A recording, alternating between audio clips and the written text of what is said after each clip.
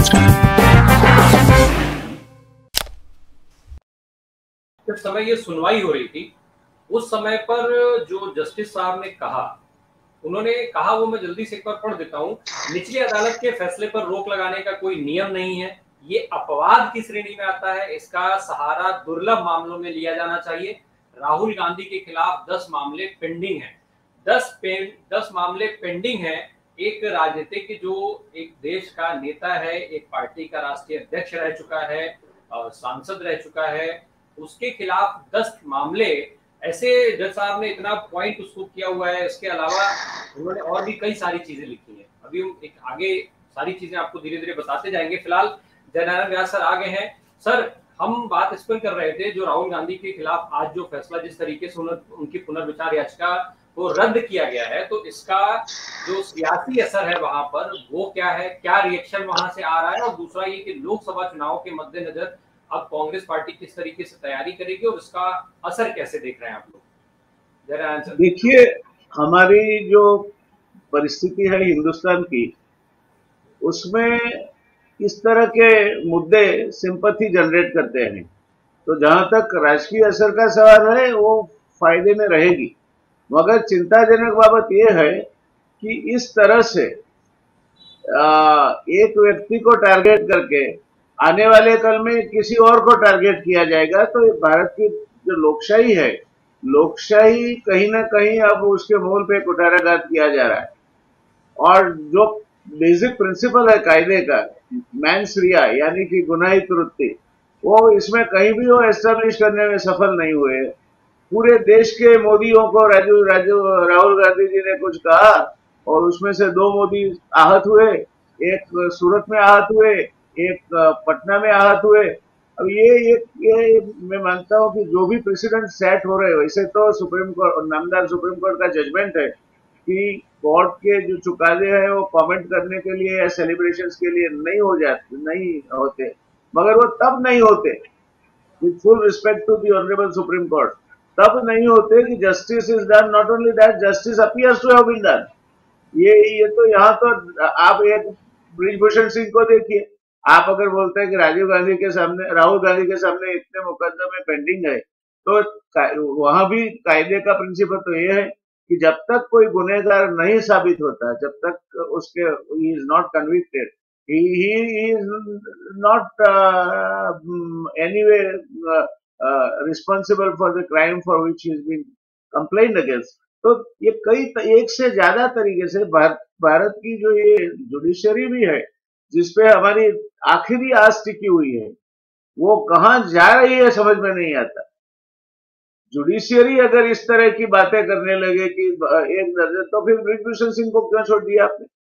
क्यों ब्रिजभूषण सिंह के सामने आप पॉक्सा, तो इससे भी खराब ऑफेंस है, क्यों उसके लिए आपके दिल में सिंपैथी हुई थी? तो ये हम भारतीय नागरिक के अधिकार से मांगते हैं न्यायपालिकाओं के पास कि आप बिल्कुल हमारे लिए शिरोमान्य हैं, मगर शिरोमान्य तब है जब आप अपने आप को शिरोमान्य बनने के लायक बना रखते हो। एक के लिए दूसरा कायदा, दूसरे के लिए ये 12 केसेस पेंडिंग है, he is not acquitted, pending है, उसका मतलब क्या है? He is guilty of it? No, he is not guilty of it. Even if किसी को अगर बेल भी मिला है तो he is not guilty of it. तो ये इस तरह के बिल्कुल सीधे कायदे होने के बावजूद ये न्यायपालिका क्यों ऐसा कर रही है समझ में नहीं आता।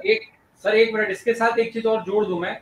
जो लाइव लॉ है उसके हिसाब से जो राहुल गांधी के लिए जज साहब ने बात कही है, उसमें उन्होंने कहा है कि राहुल गांधी के खिलाफ पुणे कोर्ट में एक शिकायत वीर सावरकर के पोते की ओर से भी दर्ज कराई गई है, जिसमें राहुल गांधी पर कैम्ब्रिज यूनिवर्सिटी में वीर सावरकर का अपमान करने का आरोप लगाया गया है। सजा पर रोक न लगाना याचिकाकर्ता के साथ अन्याय नहीं होगा। यानी अगर वीर सावरकर पर टिप्पणी आपने नहीं की होती तो शायद हो सकता था कि सजा जो पुनर्विचार याचिका है उसको पॉजिटिव लिया जाता, फिर आप शायद अगर ये किया जाए, खारिज किया जाता, तो शायद आपके साथ अन्याय होता। वीर सावरकर पर टिप्पणी करना ज्यादा महत्वपूर्ण हो जा रहा है यहाँ पर। राम प्रकाश जी, पूरी रिस्पेक्ट के साथ सावर जी के लिए मैं कहता हूँ, है कौन वो? क्या वो नेशनल हीरो डिक्लेयर हुए हैं? जैसे महात्मा गांधी है और पंडित जवाहरलाल नेहरू है, अटल बिहारी वाजपेयी है। कौन है? एक सेगमेंट जो है वो उनको हीरो मानता है अपने। तो वीर सावरकर की बात क्यों लाते हैं बीच में? ही is not all through the nation hero. वो एक सेगमेंट के हीरो है, जो सेगमेंट के साथ इवन आरएसएस के मतभेद थे। तो ये बातें इस तरह की, जैसे वीर सावरकर जी को कुछ बोल दिया यानी आसमान जमीन पे टूट गया, वाहियात बात है। कौन होते हैं वीर सावरकर जी? और अगर आप में हिम्मत है तो उनको नेशनल हीरो डिक्लेयर करो। नहीं कर सकेंगे फिर हम उनके सामने कमेंट। एक व्यक्ति है जिसके ऊपर किताबें लिखी गई है, जिसके लिए डॉक्यूमेंट्स है, कोर्टों के चुकादे हैं, जिन्होंने माफी मांगी है, ये सब डॉक्यूमेंट्स है। तो उसके ऊपर भी आप ये कहोगे कि इनके लिए कहा क्या? किसी के वो कोई को नहीं कहना है मुझे, क्योंकि न्यायपालिकाओं का फिर अवमान का किस्सा होगा। पर हमारी न्यायपालिकाएं में मान्यवर सुप्रीम कोर्ट के प्रधान न्यायाधीश जी से हाथ जोड़ के विनती करना चाहता हूं कि आपके लिए आखिरी मौका है। आप भी जो जैसे मीडिया में गोदी मीडिया पैदा हुआ है, सरकारी अफसरों में राम भक्त पैदा हुए हैं, आप भी वो कैटेगरी में जा रहे हैं। कृपया ये न करें, नहीं तो इस देश का भावी बिल्कुल अंधकारमय है। तो जो अपेक्षाएं हमें उच्च न्यायालय से होती है, उच्चतम न्यायालय से होती है, वो अपेक्षाएं अलग तरीके की होती है। वहां हम ये इस तरह की छिछड़ी बातें नहीं सुनना चाहते। तो ये मुद्दे सही नहीं है। राहुल जी को विक्टिमाइज किया गया है, ऐसा अपरेंटली लगता है। ये मेरी व्यक्तिगत राय है।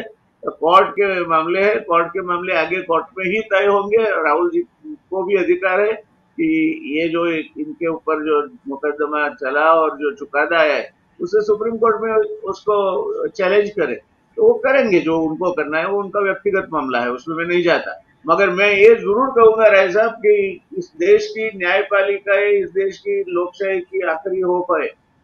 और मैंने इस बारे में एक से ज्यादा बार कहा है, और आज फिर से कहता हूं श्रीमान चंद्रचूड़ जी को कि अगर आपके साथी राजकीय अवलोकनों से प्रेरित होकर कहीं ना कहीं ऐसे निर्णय लेंगे जो निर्णय जन सामान्य के समझ में भी उपयुक्त नहीं होंगे, तो न्यायपालिका भी इस देश के बंधारण के मुताबिक कोई स्थान नहीं रखेगी।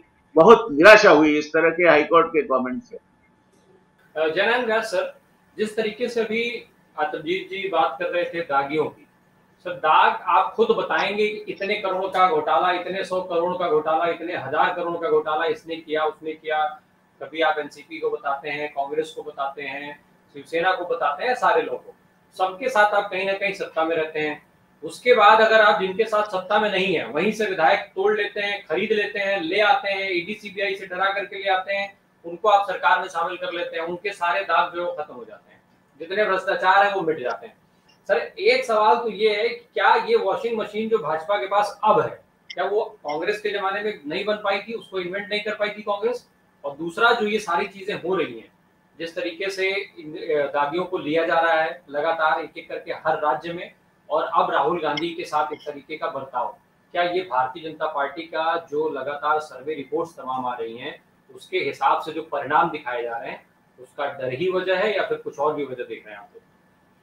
देखिए, एक बात राम प्रकाश जी समझ लीजिए कि जो पॉलिटिकल पार्टी सत्ता में होने के बावजूद हर तरह के हथकंडे लगाकर ऑपोजिशन को बिल्कुल नष्ट करने में लगी हुई है, वो आसानी से प्रजामत को अपोजिशन के फेवर में ट्रांसफर करने देगी, ये सोचना मैं मानता हूं कि जाती है। अभी तो इनके तीर बातें में कई तीर तर्कश में कई तीर है। तो वो वहां से लेकर मशीन तक अभी तो स्टोरी में कितने भी ट्विस्ट आने बाकी हैं। और इन लोगों को कोई कोई कोई प्रिंसिपल पे तो राजनीति करते नहीं तो छगन भुजबल से लेकर शिंदे तक उनके साथ नहीं होते। यहाँ गुजरात में भी ऐसी शख्सियतें हैं, उनका आधा कैबिनेट मिनिस्ट्री गुजरात में कांग्रेस से आए हुए लोगों का है, जिनको ये दागी कहा करते थे। तो दागी का मतलब क्या है? आपने 2G स्कैम में भी ये तहमतनामा लगाया, पोल में लगाया, एक भी आज तक आपकी बातें सही साबित नहीं हुई है।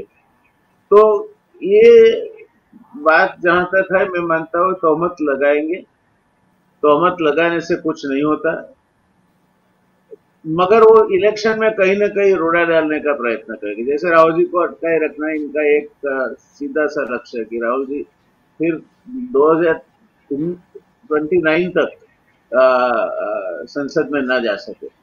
अब 2029 तक ये जो लोग सोचते हैं कि वो संसद पे राज करेंगे, मेरे ख्याल से मूर्खता है। उनके ही और सबके, मेरे आपके सबके आराध्य देव रामचंद्र जी को भी पता नहीं था कि दूसरे दिन गादी पे बैठना है या वनवास जाना है। तो ये रामचंद्र जी से भी ऊपर समझते हैं अपने आप को कि हम जो प्लान करेंगे, फॉर्चुनेटली इनका कोई नेक्स्ट जनरेशन नहीं है, नहीं तो 7 जनरेशन के लिए प्लान करते। तो ये सब चीजें अभी शुरू हुई है। एक समझ लीजिए आप, कल उठ के ये मुद्दे खत्म भी हो गए, राहुल जी बरी भी हो गए, वो चुनाव लड़ने के लिए भी उनको परमिशन मिल गई, या कुछ भी हुआ तो भी ये अभी कई चीजें ऐसे करेंगे, हथकंडे लगाएंगे कम्युनल हेट्रेड से लेकर कई चीजों पे, जो कहीं ना कहीं कांग्रेस और जो जो ऑपोजिशन है, जो इनको साथ नहीं देता, उनके सामने आए। तो ये सोच के चलना कि यही आखिरी आफत है और राहुल जी इसमें से बाहर निकल जाए, यानी उसके बाद फिर ऑपोजिशन का रास्ता सीधा हो जाएगा, वो नहीं होना है। जनता कहीं ना कहीं जयप्रकाश नारायण के समय में जो हुआ था, जयप्रकाश जी के समय में जो हुआ था, उस तरह का क्लींसिंग ऑपरेशन अब जनता कहीं ना कहीं तैयार हो रही है। क्या इसका मुद्दा बनेगा मालूम नहीं है, मगर ये इसका इसका हल न तो कोर्ट में है, या न तो आक्षेप प्रति आक्षेप में है। इसका मुद्दा इन लोगों को गादी से उठा फेंकने में है, ताकि फिर कोई ऐसी हिम्मत ना करे। तो ये मुद्दों पे कश्मकश की लड़ाई होगी। आने वाला समय आसान नहीं होगा, और जो नहीं देखे उस तरह के भी आक्षेप लगेंगे, प्रति आक्षेप लगेंगे, शायद हमले भी हो किसी पे, शायद किसी को कोई भी आक्षेप के बिना उठा के जेल में डाल दिया जाए, सब होना है। इस देश की लोकशाही अभी ये बहुत विपरीत काल से पसार हो रही है, और विपरीत काल से लोकशाही पसार हो रही है, उसका मतलब ये हुआ कि जैसे कंस थे, हिरण्यकशिपु थे, धनानंद थे, उनके राज्यों में जो परिस्थिति थी कि कोई भी तरह का अगर बेटा है, ध्रुव तो बेटा था हिरण्यकशिपु, तो उसको उठा के भेज दिया तप करने के लिए।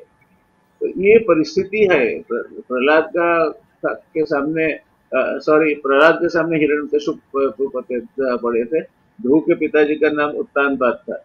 तो ये लोग ये कर सकते हैं, तो मैं मानता हूं कि अभी तो बहुत ज्यादा कश्मकश आगे आनी है, और जनता को अपनी अगर आजादी की कीमत पड़ी है, तो कोई और उनके लिए काम करेगा, इसकी आशा छोड़ के खुद जिस तरह से भ्रष्टाचार नामोदी का आंदोलन हुआ था जयप्रकाश नारायण जी के समय में, इस तरह का ये भी एक भ्रष्टाचार ही है। अधिकारी, एकाधिकारतावाद, अहंकार और भ्रष्टाचार, तीनों का सम्मिश्रण है ये। तो वो एक दल था, ये तो त्रिदल है, तो ये सब करना पड़ेगा।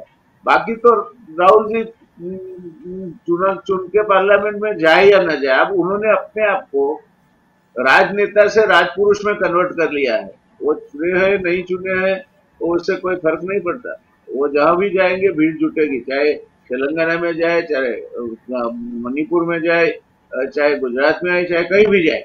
तो ये मुद्दा नहीं है। मुद्दा क्या ये इलेक्शंस फ्री एंड फेयर होंगे, इसकी रास्ते में मैं कई बाधाएं देख रहा हूं, और आने वाले 6-8 महीने में ये सब सतह पे आएगा। जी सर। क्योंकि this is going to be a reaction of desperado. ये लोग अपना हौसला खो बैठे हैं, खोखला गए हैं। पर सत्ता छोड़नी नहीं है। उससे इतने आदी हो गए हैं एकाधिकारवाद से, अहंकार से और सत्ता से, जो छोड़ना नहीं है।